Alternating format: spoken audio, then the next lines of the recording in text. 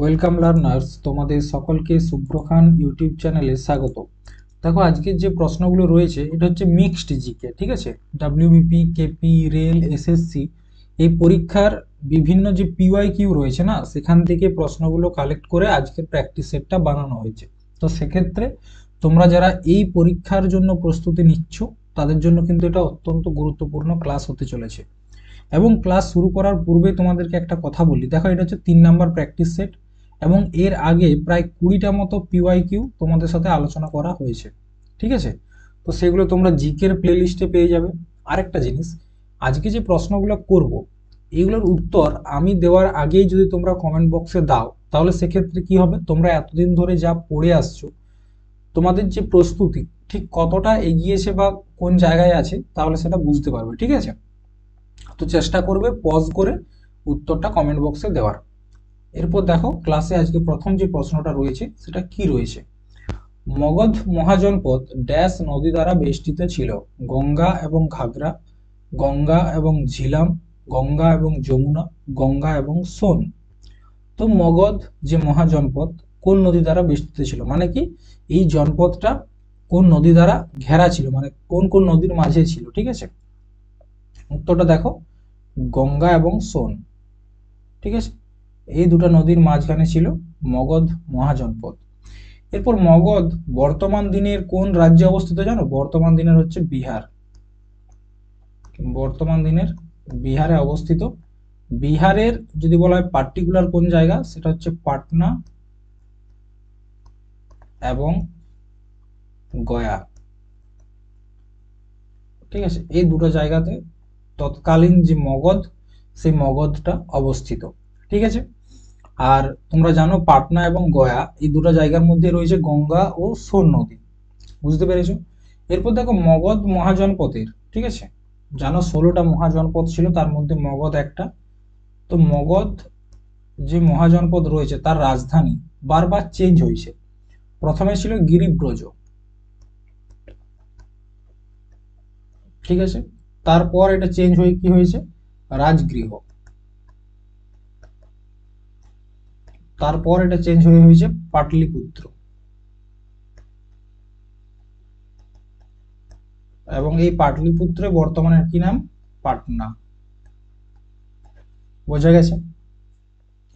এরপর দেখো, এই মগধ ডাইনেস্টি বা মগধ যে সাম্রাজ্য ছিল সেখানকার প্রথম রাজা, তার নাম কি? তার নাম হচ্ছে বিম্বিসার।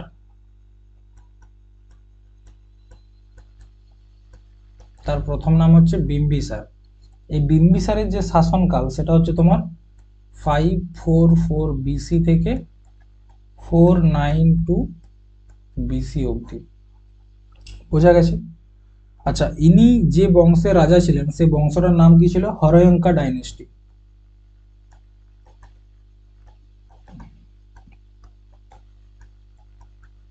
বংশ।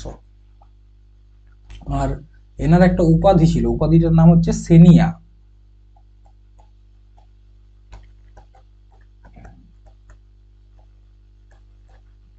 সেনিয়া উপাধি। ঠিক আছে, এই গেল তোমার মগধ মহাজনপদের কয়েকটা ছোট ছোট তথ্য। নেক্সট প্রশ্ন দেখো, ড্যাশ ভজ্জি মহাজনপদ এর রাজধানী কি ছিল? বলছে কোন মহাজনপদের রাজধানী ভজ্জি ছিল? ঠিক আছে, চম্পা, বৈশালী, কৌশল নাকি পাটলিপুত্র? যেহেতু এটা গুগল ট্রান্সলেটের মাধ্যমে কোশ্চেনটাকে আমি বাংলায় করেছি, তার জন্য একটু ভুল হয়েছে। তো দেখো, এখানে প্রশ্নটা হচ্ছে ড্যাশ ভজ্জি কোন মহাজনপদের রাজধানী ছিল? তো এটা হচ্ছে তোমার বৈশালী। বৈশালীর যে রাজধানী সেটা হচ্ছে তোমার ভজ্জি। ঠিক আছে, তোমরা দেখবে বৌদ্ধ ধর্মের একটা বই রয়েছে, সেটা হচ্ছে অঙ্গুত্তর নিকায়। সেই অঙ্গুত্তর নিকায়ে আমাদের 16টা মহাজনপদের কথা বলা হয়েছে। তো আমাদের পরীক্ষায় এই 16টা মহাজনপদের কাছ থেকে কিন্তু প্রশ্ন আসে। অঙ্গ, এই অঙ্গ মহাজনপদের রাজধানীর নাম কি? চম্পা। ঠিক আছে, চম্পা। মগধ, মগধের হচ্ছে গিরিব্রজ, রাজগৃহ, রাজগৃহ। ঠিক আছে, রাজগীর দেওয়া আছে, ওইটাকে রাজগৃহটাকেই রাজগীর বলা হয়। তারপর হচ্ছে কাশী, কাশীর হচ্ছে বারাণসী। বৎস, বৎস হচ্ছে কৌশাম্বী। ঠিক আছে, এরপর হচ্ছে কোশাল, এটা হচ্ছে শ্রাবস্তী। সুরসেন, সুরসেন হচ্ছে মথুরা, ঠিক আছে। পাঞ্চাল, পাঞ্চাল মহাজনপদের রানী কে ছিল? পাঞ্চালী, মনে আছে? দ্রৌপদীর নাম বলা হতো পাঞ্চালী, কেন? তার যে বাপের বাড়ি সেটা হচ্ছে পাঞ্চাল মহাজনপদে, ঠিক আছে। তার যে রাজধানী সেটা হচ্ছে কম্পিলিয়া। নেক্সট কুরু, কুরু বংশের যে ইন্দ্রপ্রস্থ, তোমরা জানো কুরুদের যে রাজধানী সেটা হচ্ছে ইন্দ্রপ্রস্থ। মৎস্য, বিরাটনগর, ঠিক আছে, মৎস্য হচ্ছে বিরাটনগর। ছেদি, ছেদি হচ্ছে মহাজনপদের সত্যবাটি। অবন্তী, অবন্তীর হচ্ছে উজ্জৈন বা মহিষ্মতি, মহিষ্মতি বাহুবলী, মনে আছে? মহিষ্মতি, বাহুবলী यानी कि मैं। তারপর হচ্ছে গান্ধারা, গান্ধার, এটা হচ্ছে গান্ধার। তো গান্ধারের যে রাজধানী সেটা ছিল তক্ষশিলা,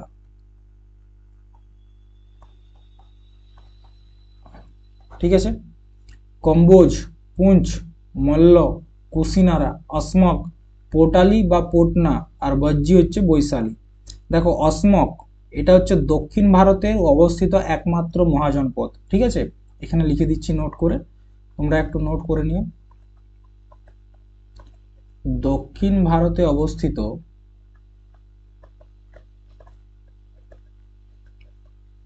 অবস্থিত একমাত্র মহাজনপদ, তার নাম কি? অসমক। আর এটা রাজধানী কি ছিল? পোটালি, পোটলি বা পটনা, ঠিক আছে। চলো নেক্সট। প্রাচীন ভারতের মহাজনপদের শাসকরা তাদের অঞ্চল থেকে ভাগ নামে একটি কর আদায় করতেন। এটা কাদের থেকে তারা আদায় করত? কৃষক বা নৈপুণ্য ব্যক্তি, পশুপালক নাকি শিকারী? তো দেখো একটা ট্যাক্স নেওয়া হতো, যে ট্যাক্সের নাম হচ্ছে ভাগ। কাদের কাছ থেকে নেওয়া হতো জানো? এটা হচ্ছে কৃষকদের কাছ থেকে। কৃষকদের কাছ থেকে যে ট্যাক্সটা নেওয়া হতো সেটার নাম হচ্ছে ভাগ। নেক্সট, কোন বৌদ্ধ শাস্ত্রে 16টি মহাজনপদ সম্পর্কে বর্ণনা করা হয়েছে? এখন উত্তরটা বললাম। তো দেখো অপশনগুলো কি কি রয়েছে? দিগনিকায়, সুত্ত পিটক, অঙ্গুত্তর নিকায় নাকি বিনয় পিটক, ঠিক আছে। উত্তরটা করো। এখনই বললাম যে অঙ্গুত্তর নিকায় বলে যে বৌদ্ধ পুস্তকটি রয়েছে সেখানে কিসের উল্লেখ করা রয়েছে? যে 16টা মহাজনপদের উল্লেখ করা হয়েছে, ঠিক আছে। দেখো বৌদ্ধ ধর্মের মূল যে ধর্মগ্রন্থ সেটা হচ্ছে ত্রিপিটক, এটা হচ্ছে ত্রিপিটক। ত্রিপিটক মানে হচ্ছে তিনটা পিটকের সম্মিলিত রূপ, ত্রিপিটক। তিনটা পিটক কি কি? একটার নাম হচ্ছে সুত্ত পিটক,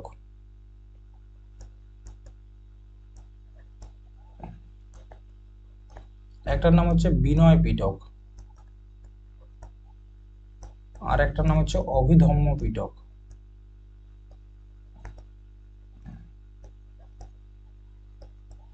সত্য পিটক, বিনয় পিটক এবং অভিধম্ম পিটক। আর একটা বই পাওয়া যায় টেক্সট, সেটা হচ্ছে জাতক। এই জাতক বইটাতে কি রয়েছে? গৌতম বুদ্ধের পূর্বজন্মের কাহিনী,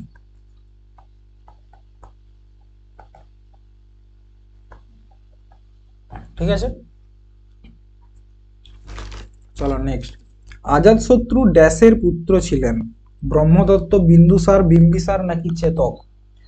তো আজাতশত্রু তিনিও কিন্তু মগধ মহাজনপদের দ্বিতীয় রাজা ছিলেন, আজাতশত্রু, ঠিক আছে। এবং তিনি হরিয়ঙ্কা ডাইনেস্টিরই একজন রাজা ছিলেন। তাহলে বুঝতেই পারছো তিনি কার পুত্র ছিলেন? তার নাম হচ্ছে বিম্বিসার। কার পুত্র?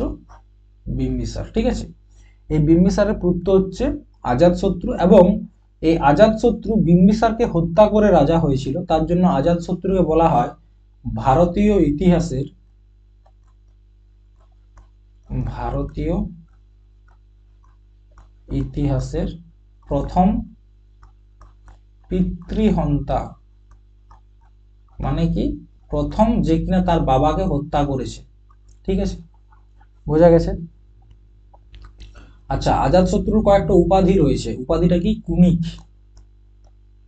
কুনিক উপাধি কার? অজাতশত্রুর। ঠিক আছে, নেক্সট, শব্দের উচ্চতা শব্দ উৎপন্নকারী কম্পনের প্রশস্ততার ড্যাশ সমানুপাতিক, ঘনমূল, ঘনক্ষেত্র, বর্গমূল নাকি বর্গক্ষেত্র ঘনমূল। তো দেখো, শব্দের যে উচ্চতা বলতে কি এখানে লাউডনেস কে বোঝানো হয়েছে। ঠিক আছে, লাউডনেস। শব্দ উৎপন্নকারী কম্পনের যে প্রশস্ততা, যেটাকে বলা হচ্ছে তোমার অ্যাম্প্লিটিউড, অ্যাম্প্লিটিউডের কি স্কয়ার। ঠিক আছে, বর্গমূল। মানে তোমরা জানো যে একটা তোমাদেরকে লিখিয়েছিলাম, লাউডনেস সমানুপাতি অ্যাম্প্লিটিউড, অ্যাম্প্লিটিউড তার হোল স্কয়ার। ঠিক আছে, নেক্সট, নেক্সট কি রয়েছে দেখো প্রশ্নটা, স্টেথোস্কোপ, স্টেথোস্কোপ। ঠিক আছে, যেটা দেবে ডাক্তারদের গলায় ঝোলানো থাকে, সেটাকে বলছে স্টেথোস্কোপ। কোন নীতিতে কাজ করে? শব্দে কারেন্টে রূপান্তর, নাকি শব্দকে কারেন্টে রূপান্তর করা, শব্দের প্রতিফলন নাকি আলোর প্রতিফলন। দেখো, আলো সম্বন্ধে এখানে তো কোনো অপশানই নেই, হওয়া উচিত নয়। তো এটার অ্যান্সার হচ্ছে শব্দের প্রতিফলন। কি? শব্দের প্রতিফলন।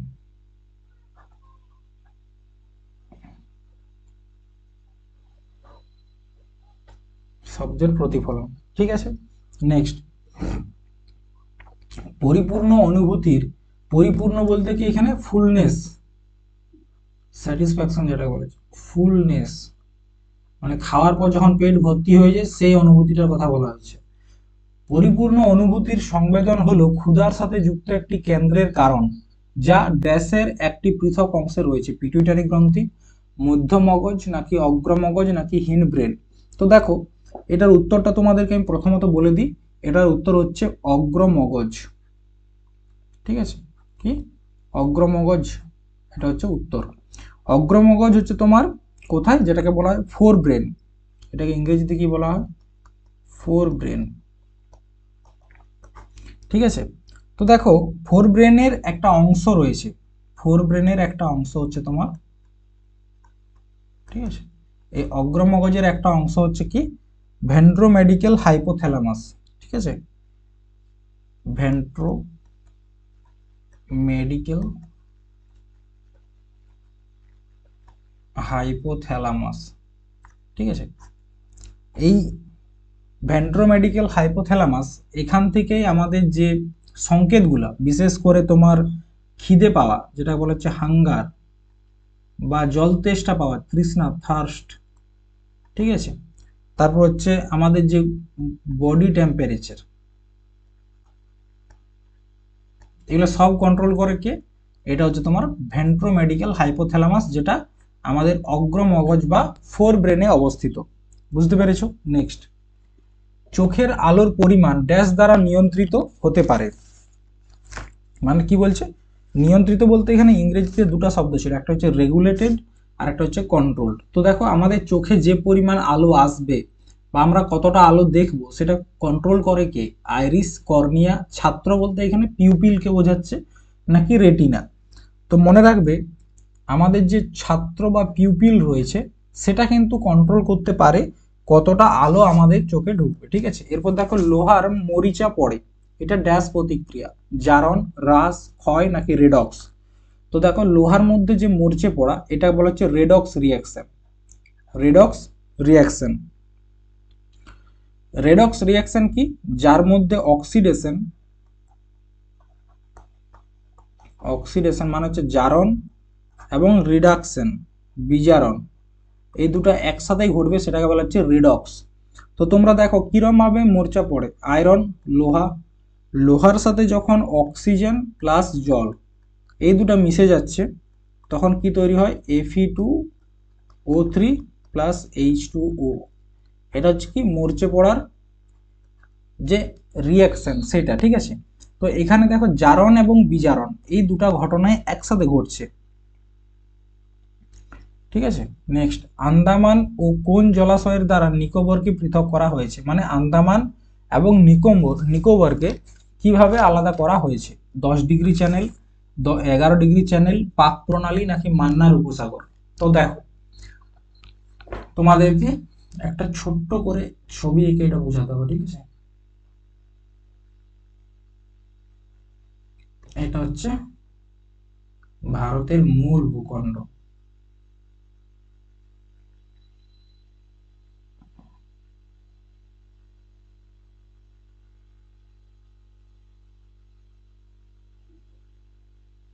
এটা হচ্ছে ভারতের মূল ভূখণ্ড এবং এইখানে কি রয়েছে? এটা হচ্ছে আন্দামান নিকোবর।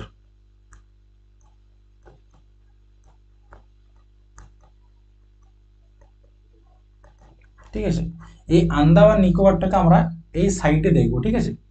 ও দেখো, আন্দামান নিকোবরের একদম উপরে যেটা রয়েছে এটা বলা হচ্ছে কোকো আইল্যান্ড। কি বলা হচ্ছে? কোকো দ্বীপ। ঠিক আছে, গুরুত্বপূর্ণগুলো দেখবো, হ্যাঁ। তারপর আরো একটা দ্বীপ রয়েছে, তারপর আরেকটা, তারপর একটা, আন্দামান হয়ে গেল, এরপর হচ্ছে নিকোবর, নিকোবর, সুমাত্রা। দেখো, এটা হলো কোকো দ্বীপ, ঠিক আছে। এটা অবস্থিত হচ্ছে তোমার মায়ানমারের। এই দ্বীপটা প্রথমে কিন্তু আমাদেরই ছিল, পরবর্তী ক্ষেত্রে জওহরলাল নেহরু এটা মায়ানমারকে গিফট করেছিল, ঠিক আছে। তারপর হচ্ছে নর্থ আন্দামান, এটাকে বলা হচ্ছে নর্থ আন্দামান, এটাকে বলা হচ্ছে মধ্য আন্দামান বা মিডিল আন্দামান, তারপর হচ্ছে সাউথ আন্দামান, ঠিক আছে। তারপর এটা আবার আলাদা হয়ে যায়, এইখানে আলাদা হয়ে গেল, ঠিক আছে। আলাদা হয়ে যাওয়ার পর এটা বলা হচ্ছে লিটল আন্দামান, ঠিক আছে। তারপর আবার একটা আলাদা হচ্ছে, এটাকে বলা হচ্ছে তোমার কার নিকোবর, আর এটাকে বলা হচ্ছে গ্রেট নিকোবর। আর এখানে একটা আলাদা, এটা হচ্ছে সুমাত্রা আইল্যান্ড, এটা হচ্ছে তোমার কোথায় অবস্থিত? ইন্দোনেশিয়া, ঠিক আছে।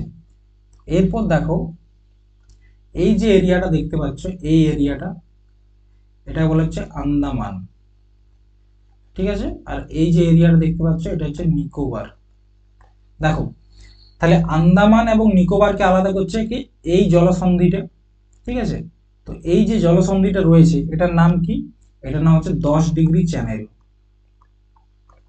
তাহলে উত্তরটা তোমরা পেয়ে গেলে যে 10 ডিগ্রি চ্যানেলের মাধ্যমে আন্দামান এবং নিকোবর এই দুটো দ্বীপ আলাদা হয়েছে, ঠিক আছে। এরপর বাকি জিনিসগুলো দেখে নাও। এই যে নর্থ আন্দামান, এখানে রয়েছে কি? সেডলে পিক, ঠিক আছে। এটা রয়েছে সেডলে পিক, কোথায় অবস্থিত? নর্থ আন্দামানে। এটা হচ্ছে তোমার আন্দামান নিকোবরের সর্বোচ্চ, মানে হাইস্ট পিক হচ্ছে কি? সর্বোচ্চ শৃঙ্গ হচ্ছে সেডলে পিক, ঠিক আছে। এরপর হচ্ছে মধ্য আন্দামান। এই মধ্য আন্দামানে ভারতের একমাত্র অ্যাক্টিভ ভলকেনো, ঠিক আছে, একমাত্র অ্যাক্টিভ,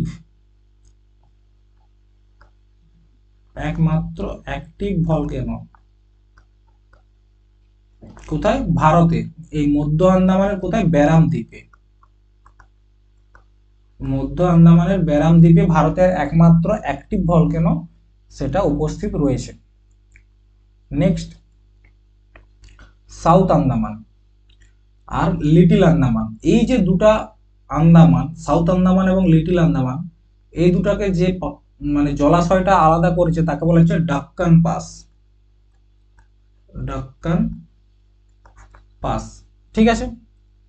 আর নিকোবর ও ইন্দোনেশিয়া, মানে তুমি বলতে পারো ভারত এবং ইন্দোনেশিয়াকে আলাদা যে জলাশয়টা করছে তাকে বলা হচ্ছে গ্রেট চ্যানেল, গ্রেট চ্যানেল। আশা করি বুঝতে পেরেছো ছবিটা, ঠিক আছে। চলো নেক্সট, নিচের কোন হ্রদটি অন্ধ্রপ্রদেশ ও তামিলনাড়ুর সীমানায়?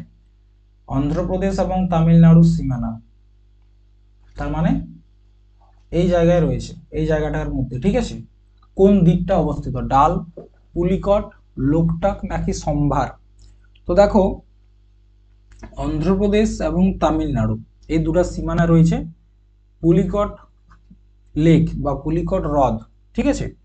ডাল লেক এটা অবস্থিত তোমার জম্মু এবং কাশ্মীর, জম্মু এবং কাশ্মীর। লোকটাক এটা হচ্ছে তোমার মণিপুরে অবস্থিত। আচ্ছা, সম্ভার, সম্ভার এটা রাজস্থান। আচ্ছা, আরেকটা কয়েকটা লেক রয়েছে যেমন চিল্কা, কোথায় অবস্থিত? উড়িষ্যা, ঠিক আছে? আরেকটা হচ্ছে লুনার, এটা হচ্ছে তোমার মহারাষ্ট্র। এই যে লুনার হ্রদটা রয়েছে, এটা সৃষ্টি কিরকম ভাবে হয়েছিল জানো? একটা যে কি বলবো এটাকে, মহাকাশ থেকে যে অ্যাস্টেরয়েড, ঠিক আছে, একটা অ্যাস্টেরয়েড যখন ভারতে পৃথিবীর উপরে এসে পড়েছিল, সেটা ভারতে পড়েছিল মহারাষ্ট্রে। তো সেইখান দিয়ে যে হ্রদ সৃষ্টি হয়, সেটা পড়ার ফলে সেটা হচ্ছে লোনার হ্রদ। নিচের কোনটি ভারতের স্বাদু পানি? স্বাদু পানি বলতে কি? মিঠা জল, মিঠা জল, ঠিক আছে? হ্রদ নয়, ফ্রেশ ওয়াটারের হ্রদ বা লেক নয়। নৈনিতাল, পুলিকট, ভীমতাল নাকি লোকটাক? তো তার মধ্যে দেখো, এই যে পুলিকট এটা হচ্ছে একটা লেগুন। লেগুন মানে কি?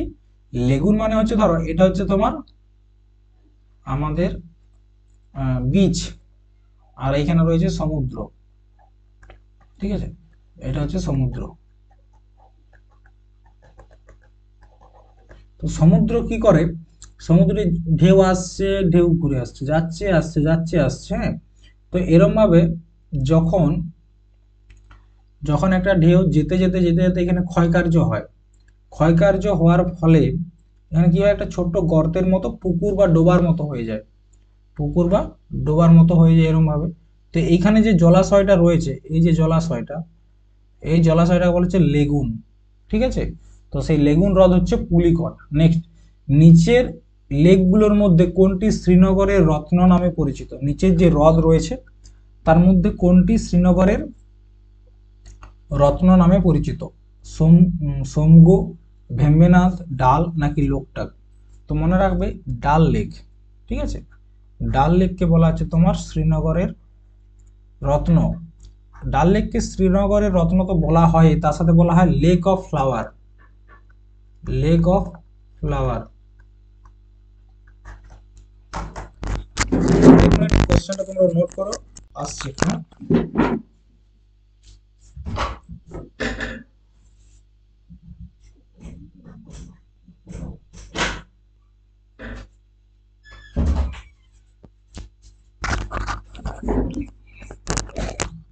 চলো নেক্সট প্রশ্ন দেখো কি রয়েছে। নিচের কোনটি এশিয়ার বৃহত্তম নোনা জলের লেগুন? লেগুন মানে কি বললাম? ওই যে সমুদ্র দ্বারা ভূমিক্ষয়ের মাধ্যমে যে হ্রদ সৃষ্টি হয়। লোকটাক, পুলিকট, উলার নাকি চিল্কা? দেখো, এশিয়ার বৃহত্তম নোনা জলের লেগুন হচ্ছে তোমার চিল্কা। এটা কোথায় অবস্থিত? উড়িষ্যাতে, ঠিক আছে? উড়িষ্যাতে অবস্থিত। আচ্ছা, যদি বলা হয় ভারতের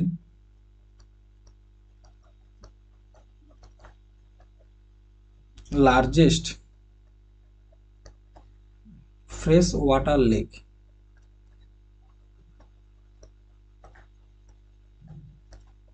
এটা কোনটা? এটা হচ্ছে উলার লেক, উলার হ্রদ। ফ্রেশ ওয়াটার মানে কি? মিঠা জল, ঠিক আছে? কোথায় অবস্থিত? জম্মু এবং কাশ্মীর। নেক্সট, স্ট্যান্ডার্ড আদমশুমারির সংজ্ঞা অনুসারে নিম্নলিখিতগুলির মধ্যে কাকে ভারতের প্রধান কর্মী হিসাবে শ্রেণীবদ্ধ করা যেতে পারে? একজন ব্যক্তি যিনি কমপক্ষে 160 দিন কাজ করেন, নাকি একজন ব্যক্তি যিনি কমপক্ষে 200 দিন কাজ করেন, নাকি একজন ব্যক্তি যিনি কমপক্ষে 183 দিন কাজ করেন, নাকি একজন ব্যক্তি যিনি কমপক্ষে 100 দিন কাজ করেন? তো দেখো, এখানে প্রশ্ন হচ্ছে কাকে প্রধান কর্মী মানে এমপ্লয় হিসাবে যিনি কাজ করছেন, রোজগার করছে, ঠিক আছে। তো মেন এমপ্লয় কাকে বলা হবে? তো মনে রাখবে, যদি কোনো ব্যক্তি 1 বছরের মধ্যে 6 মাসের বেশি কাজ করে, তখন তাকে বলা হয় যে প্রধান কর্মী। তার জন্য হচ্ছে 183। কেউ যদি 183 দিনের বেশি কাজ করে, তখন তাকে বলা হয়, দেখো 6 মাস মানে হচ্ছে 180 দিন, তাহলে যে 183 দিন যদি কেউ কাজ করে, তার মানে হচ্ছে প্রধান কর্মী। নেক্সট, কোন ধরনের বেকারত্বে একজন ব্যক্তি তার সামর্থ্যের চেয়ে কম অবদান রাখে? বাধামূলক বেকারত্ব, চক্রীয় বেকারত্ব, বাধ্যতামূলক বেকারত্ব, নাকি বিকৃত বেকারত্ব? তো এটা উত্তর হচ্ছে তোমার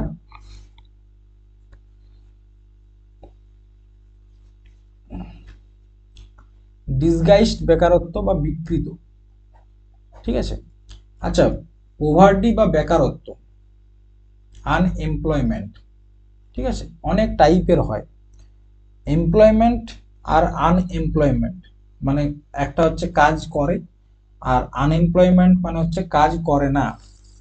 তো আনএমপ্লয়মেন্ট, ঠিক আছে, অনেক রকমের হয়। একটা হচ্ছে তোমার frictional unemployment, circular unemployment, educational unemployment, sessional unemployment, hidden, structural, সেটা পরের প্রশ্নে আলোচনা করছি। নিচের কোন ধরনের বেকারত্বই বেশিরভাগ শহর এলাকায় দেখা যায়? চক্রাকার বেকারত্ব, মৌসুমী বেকারত্ব, খোলা বেকারত্ব, নাকি শিক্ষিত? তো মনে রাখবে, শিক্ষিত বেকারত্ব, শিক্ষিত বেকারত্ব বলতে কি বোঝায়? যোগ্যতা অনুসারে কাজ না পাওয়া, যোগ্যতা অনুসারে কাজ না পাওয়া, এটাকে বলা হচ্ছে শিক্ষিত বেকারত্ব। মানে তুমি যদি একজন শিক্ষক হওয়ার যে যোগ্যতা সেটা রাখো, কিন্তু তোমাকে ওই কাজটা না দেওয়া হয়, মানে ওই কাজটা যদি তুমি না পাও, তার মানে কি? তুমি শিক্ষিত বেকার। বুঝতে পেরেছো? দেখো, আনএমপ্লয়মেন্ট, এমপ্লয়মেন্ট, এই বেকার, দেখো ইকোনমিক্স যখন পড়বে, সেখানে ইংরেজি যে টার্ম সেগুলাই কিন্তু খুব গুরুত্বপূর্ণ। তো আনএমপ্লয়মেন্ট কয়েক প্রকারের হয়, যেমন একটা হচ্ছে ফ্রিকশনাল, এটা ফ্রিকশনালই মনে রাখবে, বাংলায় মনে রাখা কষ্ট। ফ্রিকশনাল, ফ্রিকশনাল বেকারত্ব কাকে বলা হয়? ধরো তুমি একটি কাজ করো, মানে একটি জব তুমি করো, কিন্তু তুমি আরো একটা নতুন জব, এটা হচ্ছে নিউ, করতে চাও, তাহলে এই জবটাকে ছেড়ে দেওয়ার পর এই জবটা জয়েন করতে মাঝে যেদিন তুমি বেকারত্ব ভোগ করছো, মানে যতদিন তোমার কাজ নেই, ধরো এটা তুমি 20/1/2025 এই তারিখে কাজটা ছাড়লে, এবং এখানে 02/02/25 এই তারিখে কাজে জয়েন করলে, তার মানে প্রায় 10 থেকে 12 দিন তোমার কাছে কাজ নেই। তো 10 থেকে 12 দিন হচ্ছে তুমি ফ্রিকশনাল বেকার, ফ্রিকশনাল আনএমপ্লয়, ঠিক আছে। চলো, একটা হলো টাইপ, আরেকটা হচ্ছে সার্কুলার। এটা হচ্ছে বাজারের যে দাম বৃদ্ধি বা কমে যাওয়া সেই উপর ডিপেন্ড করে। একটা হচ্ছে এডুকেশনাল, তার মানে কি শিক্ষা অনুযায়ী চাকরি না পাওয়া। 4 নাম্বার হচ্ছে সেশনাল, সেশনাল মানে কি? মানে সময়ে সময়ে, ধরো তুমি একজন আম বিক্রেতা, তো তুমি আমের টাইমে বিক্রি করবে। বা তুমি যদি একজন আখের রসের যে গাড়ি হয় সেগুলোতে তুমি তুমি ব্যবসা করো, আখের রস বিক্রি, তাহলে দেখবে গ্রীষ্মকালেই বেশি বিক্রি হয়, অন্যান্য সময় হয় না। আবার যদি তুমি পূজার সামগ্রী বিক্রি করো, তাহলে সেটা পূজার সময় তুমি রোজগার করতে পারবে। তো এটা হচ্ছে সেশনাল, মানে একটা সময় রোজগার আছে, একটা সময় রোজগার নেই। আরেকটা হচ্ছে হিডেন, হিডেন, হিডেন বেকারত্ব মানে কি জানো? ধরো এটা হচ্ছে তোমার একটা জমি, এটা কৃষিকাজের ক্ষেত্রে বেশি দেখতে পাওয়া যায়। তো এই জমিটা চাষ করতে তোমার 5 জন প্রয়োজন, ঠিক আছে। কিন্তু তুমি তোমার বাড়ির এই 5 জনের থেকে তোমার বাড়িতে সদস্য সংখ্যা 10 জন। আচ্ছা, এই 5 জন সদস্যকে নিয়ে কিন্তু চাষ করা সম্ভব, কিন্তু তুমি কি করছো, যে না এই চাষটা করার জন্য 10 জনকে ব্যবহার করছো। তার মানে এখানে যে বাকি 5 জন রয়েছে, তারা হচ্ছে হিডেন বেকার। তারা মনে করবে যে আমি কাজ করছি, কিন্তু তবু সে বেকার, ঠিক আছে। আরেকটা হচ্ছে স্ট্রাকচারাল, স্ট্রাকচারাল, ঠিক আছে। মানে স্ট্রাকচারাল মানে কি, দেখো তুমি ধরো ঘরে ওয়্যারিং করাবে, ইলেকট্রিকের কাজ করাবে, ঠিক আছে। তো এই যে ইলেকট্রিকের কাজ করছে, বেশিরভাগ ক্ষেত্রেই গ্রাম দিকে দেখতে পাবে তারা কিন্তু কোনো আইটিআই বা ডিপ্লোমা কোর্স করে না, তারা কারো কাছ থেকে শিখছে তারপর করছে। তার মানে কি তারা স্কিল্ড লেবার নয়, তারা সেটার উপর যে পড়াশোনা করা দরকার সেটা করেনি, একটু দেখে শুনে করে দিচ্ছে। যেমন সিঙ্গাড়া করো, ধরো তুমি চপ শিল্প করবে, ঠিক আছে, চপ শিল্প করছো, এই চপ করছো, চপ করাটাও একটা হচ্ছে স্কিল চাই, মানে ভালো চপ করতে গেলে একটা স্কিল চাই। তোমার কাছে সেটা নেই কিন্তু তুমি সেটা করা শুরু করে দিলে, এটাকে বলা হচ্ছে স্ট্রাকচারাল বেকারত্ব। তোমার কাছে যা স্কিল আছে, মানে ধরো তুমি করেছো বিটেক, ঠিক আছে, বিটেক করেছো কিসে, সিভিল ইঞ্জিনিয়ারিং, ঠিক আছে, কিন্তু তুমি কাজ না পেয়ে করছো চপ, যেটা পশ্চিমবঙ্গে বলছে চপ শিল্প করো। তাহলে কি তোমার স্কিল আছে সিভিল ইঞ্জিনিয়ারিং এ, ঘর বানাতে তুমি পারবে, কিন্তু তোমাকে বাধ্য হয়ে চপ করতে হচ্ছে। তার মানে কি, এটা হচ্ছে স্ট্রাকচারাল আনএমপ্লয়মেন্ট, মানে এটা আমাদের যে স্ট্রাকচার রয়েছে দেশের সেখানে ঘাটতি রয়েছে। আচ্ছা, আরেকটা প্রশ্ন আছে, আনএমপ্লয়মেন্টকে কাউন্ট করে কে, সেটা হচ্ছে NSO, national statistic organisation, national statistic.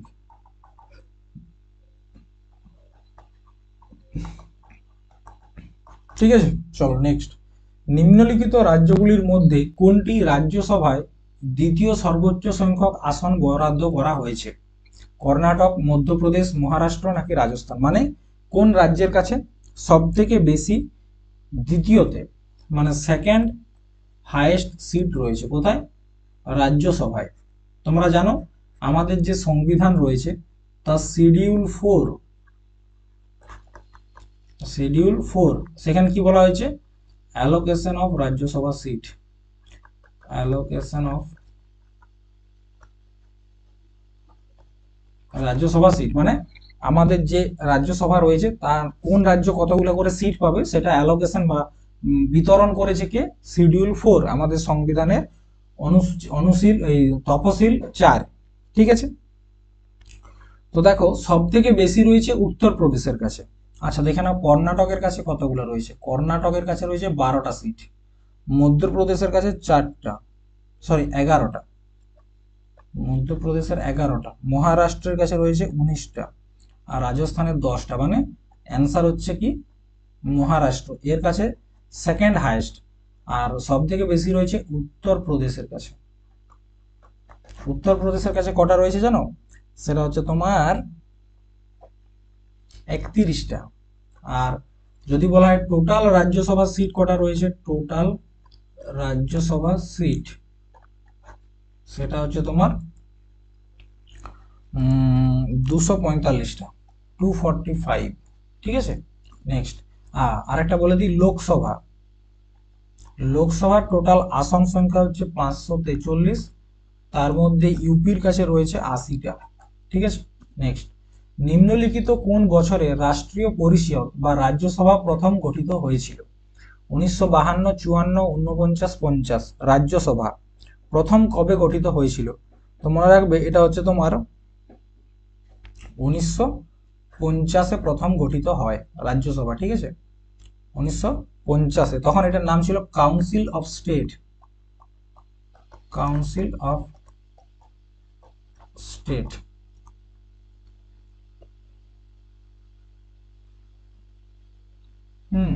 এক মিনিট,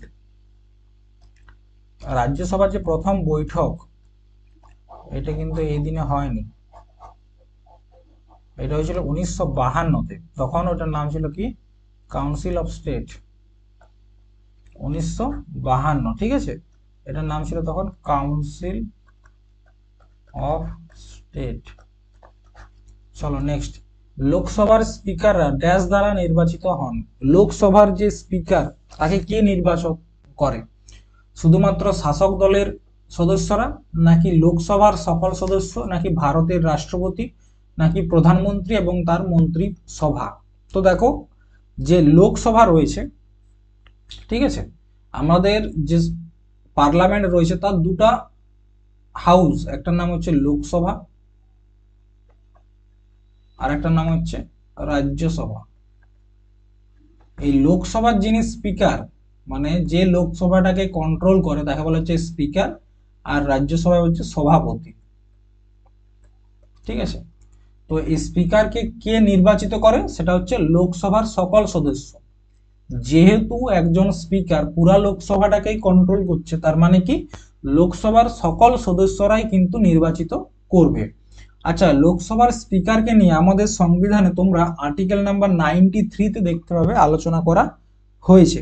ঠিক আছে, নেক্সট, লোকসভার স্পিকারকে ড্যাশ তার অফিস থেকে সরিয়ে দেওয়া যেতে পারে। কে তাকে তার পদ থেকে হাঁটাতে পারে? রাষ্ট্রপতি, প্রধানমন্ত্রী, সংসদের উভয় কক্ষে একটি প্রস্তাব পাস হয়েছে এমন সময়, নাকি লোকসভা দ্বারা একটি প্রস্তাব পাস। যেহেতু তিনি লোকসভার স্পিকার, সেক্ষেত্রে তাকে কে হাঁটাবে? সেটা একটা লোকসভার লোকে হাঁটাবে, রাজ্যসভার তো সেখানে কোনো হাত নেই।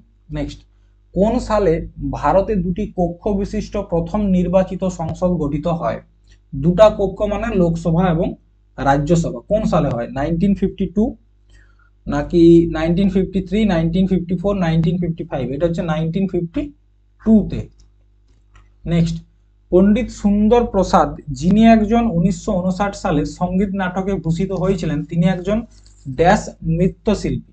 মানে প্রশ্নটা এক কথায় বলেছে পণ্ডিত সুন্দর প্রসাদ তিনি কোন ডান্সের সাথে যুক্ত, কোন ক্লাসিক্যাল ডান্স? ঠিক আছে, কত্থক, ওড়িশি, কথাকলি নাকি মোহিনীআট্টম? সুন্দর প্রসাদ তিনি হচ্ছে কোন ডান্স? কত্থক ডান্সের সাথে যুক্ত। কত্থক ডান্সের সাথে যুক্ত। আচ্ছা, যদি বলা হয় এই যে কত্থক ডান্স, এটা কোন রাজ্যের ডান্স? এটা হচ্ছে উত্তর ভারতের। আমাদের সমগ্র যে উত্তর ভারত রয়েছে তার ডান্স হচ্ছে কত্থক। কত্থকের টোটাল 3টা ঘরানা রয়েছে। একটার নাম হচ্ছে তোমার জয়পুর, রাজস্থানের জয়পুর ঘরানা, তারপর হচ্ছে লখনৌ ঘরানা, আরেকটা হচ্ছে বেনারস বা বারাণসী, বারাণসী ঘরানা। ঠিক আছে, এই 3টা ঘরানা বা 3টা স্টাইল রয়েছে। আচ্ছা, কয়েকজন বিখ্যাত যদি বলা হয় ডান্সারের নাম, যে কত্থক ডান্সার, তো একজন লেখো কালকা প্রসাদ।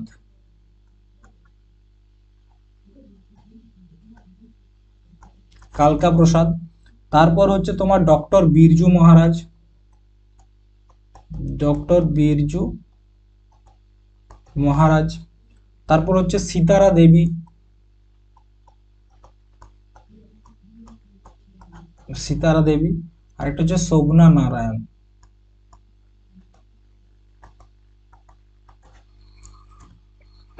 ভি সত্যনারায়ণ শর্মা ড্যাশ শাস্ত্রীয় নৃত্যের সাথে যুক্ত? মণিপুরি, ওড়িশি, সত্রিয়া নাকি কুচিপুড়ি? ভি সত্যনারায়ণ শর্মা বা বেদান্ত সত্যনারায়ণ শর্মা কোন ডান্সের সাথে যুক্ত? মণিপুরি, ওড়িশি, সত্রিয়া নাকি কুচিপুড়ি? তো দেখো, বেদান্ত সত্যনারায়ণ শর্মা তিনি কুচিপুড়ি ডান্সের সাথে যুক্ত, এবং কুচিপুড়ি হচ্ছে অন্ধ্রপ্রদেশের ডান্স। কোথাকার? অন্ধ্রপ্রদেশ। ঠিক আছে, আচ্ছা, কুচিপুড়ির কয়েকজন ফেমাস ডান্সার, যেমন একটা হচ্ছে তোমার যামিনী কৃষ্ণমূর্তি, যামিনী কৃষ্ণমূর্তি। আরেকটা হচ্ছে রাধা রেড্ডি, একটা হচ্ছে রাজা রেড্ডি। ঠিক আছে, আরেকটা তোমরা নাম নোট করতে পারো, মাধবী মুদগল।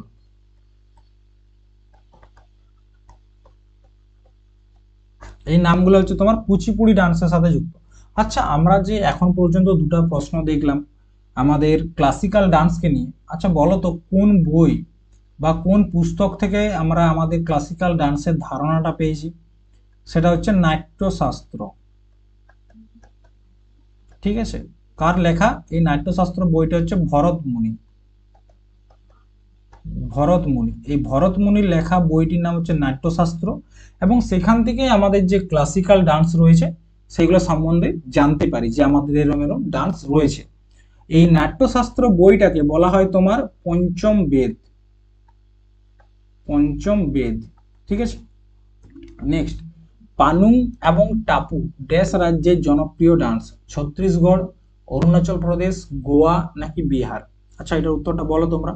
পানুং এবং টাপু কোন জায়গার ডান্স? এটা হচ্ছে তোমার অরুণাচল প্রদেশের ডান্স। নেক্সট, ড্যাশ মিনিকয় দ্বীপের জনপ্রিয় ডান্স? লাভা, লোসাল পটু, আলু তুতু নাকি মুয়াসাই? তো মিনিকয় তোমরা জানো লক্ষদ্বীপের একটা আইল্যান্ড, তো মিনিকয়ের একটা বিখ্যাত ডান্স হচ্ছে লাভা। আচ্ছা, মিনিকয় আইল্যান্ডের কয়েকটা ডান্স রয়েছে, একটু নোট করে নাও। একটার নাম হচ্ছে তোমার লাভা, একটা নাম হচ্ছে থারা, থারা, একটা নাম হচ্ছে ডান্ডি, ঠিক আছে। তারপর হচ্ছে বন্দিয়া, বন্দিয়া রে বন্দিয়া, ওই বন্দিয়া। আর একটা হচ্ছে ফুলি। এইগুলো হচ্ছে তোমার মিনিকয় আইল্যান্ডের কয়েকটা বিখ্যাত ডান্স। নেক্সট, মারগাম কালী একটি আচারিক লোকশিল্প যা ড্যাশ রাজ্যের? মারগাম কালী কোন রাজ্যের একটা লোকশিল্প? আসাম, পাঞ্জাব, নাগাল্যান্ড নাকি কেরালা? মারগাম কালী হচ্ছে তোমার কেরালার একটা লোকশিল্প, ঠিক আছে। কোথাকার? কেরালার একটা লোকশিল্প। আচ্ছা, তো দেখো আজকে যে 30টা প্রশ্ন ছিল তোমাদের সাথে আলোচনা করলাম, মোটামুটি আজকের প্রশ্নগুলো প্রত্যেকটা সাবজেক্টকে কভার করেছে, ঠিক আছে। তোমরা কেমিস্ট্রি, ফিজিক্স, বায়োলজি, তারপর হচ্ছে পলিটি, তারপর history, geography, economy, static GK, ঠিক আছে। আশা করি প্রত্যেকটা সাবজেক্টকেই কভার করেছে এবং প্রত্যেকটাই কোনো না কোনো পরীক্ষায় কিন্তু এসেছিল। তো সেক্ষেত্রে তোমরা যারা ক্লাসগুলো করছো তোমাদেরকে একটা কথা বলবো, ক্লাসটা হয়ে যাওয়ার পর তোমরা অবশ্যই একটা করে লাইক করে দিও। কেন বলছি? কারণ তুমি লাইক করলে আমি কয়েক কোটি টাকাও পাবো না, কয়েক লাখ টাকা পাবো না, এবং কয়েক টাকাও পাবো না, কিন্তু এই ক্লাসটা আরো অন্যান্য স্টুডেন্টের কাছে পৌঁছাতে পারবে যাদের প্রয়োজন। তো সেক্ষেত্রে অবশ্যই ক্লাসটাকে একটু লাইক করে দিও, একটু শেয়ার করে দিও এবং চ্যানেলটাকে সাবস্ক্রাইব করে দিও, ঠিক আছে। চলো আজ এই পর্যন্তই, টাটা।